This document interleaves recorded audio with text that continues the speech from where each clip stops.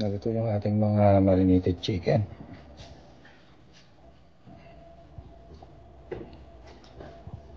Yan. May yelo yan. Magdamag na na-marinate yan, kaya yung mga yelo siyempre medyo natunaw na. Yan. So kailangan tanggalin ang yelo. Tanggalin mo yung mga yelo.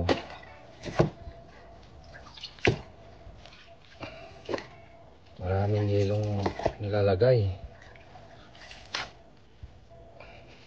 Sa 1 kilo o di kaya 1.5 to 2 kilos kailangan isang piraso.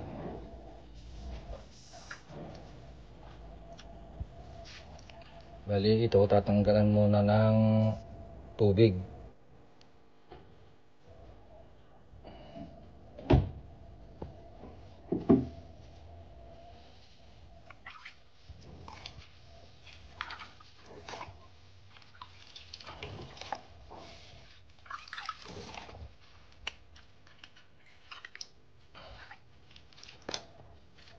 Kaya may ice dito sa may ibabaw, mayroon din sa gitna, mayroon din sa ilalim.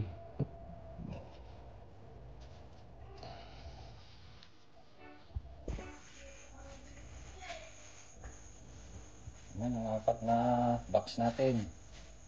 Ito yung natirang marinated natin kahapon. Konti lang. Mga 5 supot lang.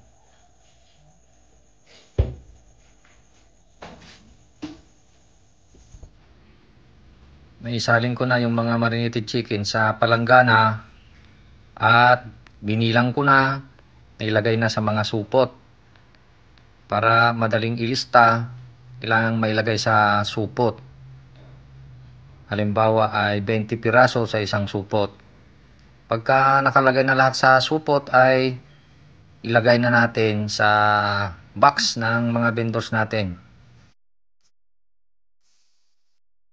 Mga kalagay, available na po sa Shopee ang ating Calpos merchandise. Available na po ang marinated mix at ang ating breeding mix.